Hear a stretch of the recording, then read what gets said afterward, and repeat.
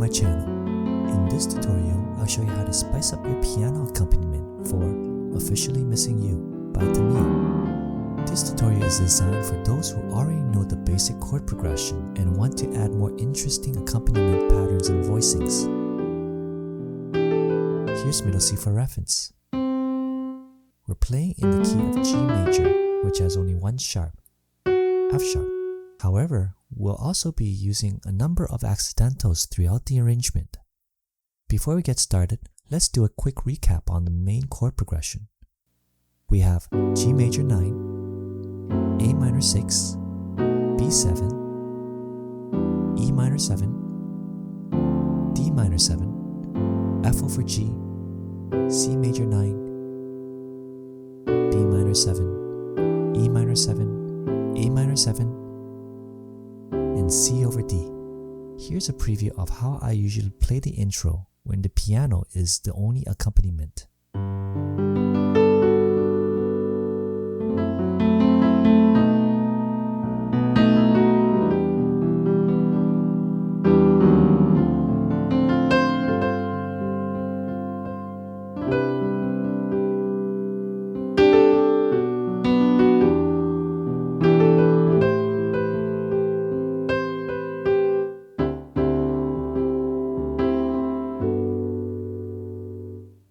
You'll notice this intro is quite different from the usual acoustic guitar intro. Rather than playing the chords on specific beats, I'm playing more freely and letting the mood of the song guide the timing and phrasing. Since the piano is the only accompaniment, instead of playing solid chords, I spread out the notes by arpeggiating the chords to fill in the space and to create a more flowing sound. Let's take a look at how I do this. Our first chord is G major 7. You may add the 9th note and that gives us G major 9. We'll arpeggiate that chord like so.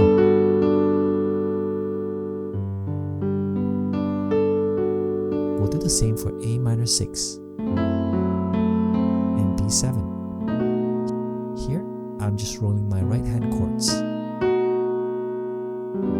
And as I move through the chords, you'll notice I'm not playing on specific beats. Our normal chord progression here moves from E minor 7 to D minor 7. Here, we can add this nice jazzy passing chord. This is E flat minor 7, with E flat octaves on the left, and G flat, B flat, D flat, and G flat on the right. And we add this chord just before we land on D minor 7. So again, E minor 7, E flat minor 7, and D minor 7.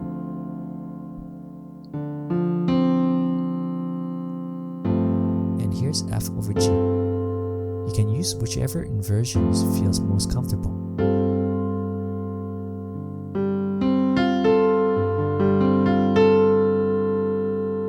The next chord is C major 7. If we move the 9th note, D, one octave lower, we get C major 9.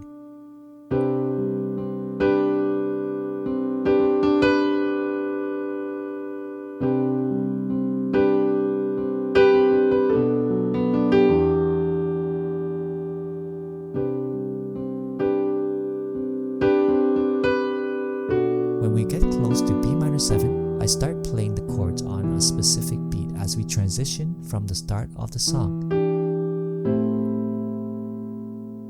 For A minor 7 chord, I like to add the small d on the right hand.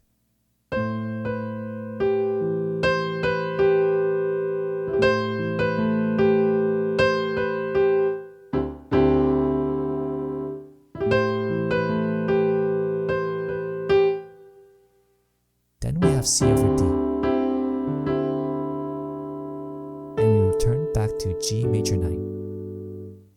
Let's review our piano intro.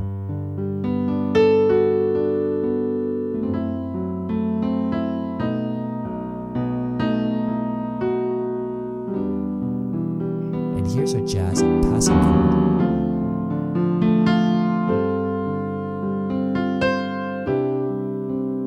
And here I'm playing more on beat.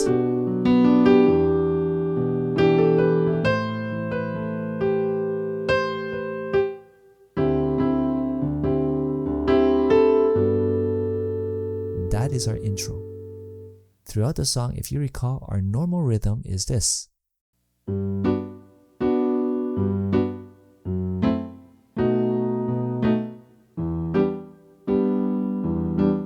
Instead of sticking to the same boring pattern, you can vary the rhythm like so. You'll notice that I'm adding rhythmic variations to the chords. Don't be afraid to experiment with different rhythms and see what sounds good to you. I'm also adding a few extra notes here and there. Here, I'm just playing notes that belong to the chords and experimenting with different rhythms and combinations. Don't be afraid to make mistakes. That's actually how you develop your musical instincts. You'll know when something doesn't work because it will sound off, and that's how you learn what to play and, more importantly, what not to play.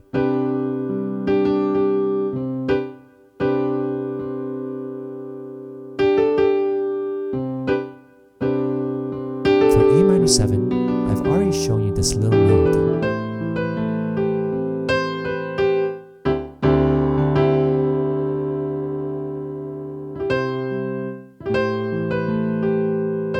You can also use this other one as well. Here I'm playing C, B, C, and G while playing A octaves on the left hand. So now you have two options to choose from for this section.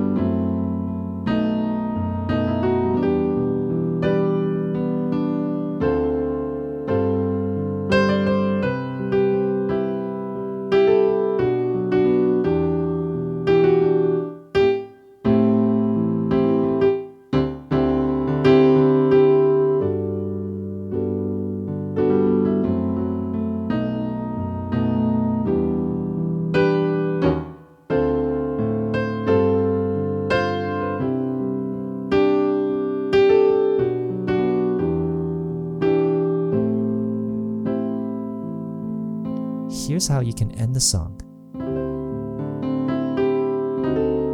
Pretty jazzy, right? This is C diminished 7 over D, with D octaves on the left hand, and C, E flat, G flat, and A arpeggiated on the right, and end on G major 9.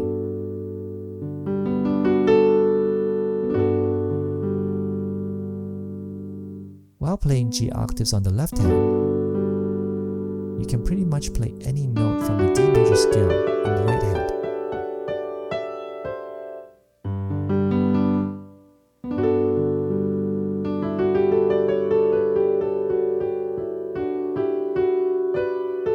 This creates a nice jazzy sound. So once again, here's how the ending sounds.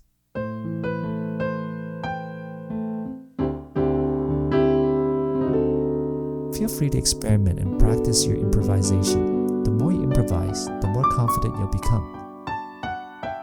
And if you enjoyed these more advanced tutorials, let me know in the comments. I'd love to know if you'd like to see more of them.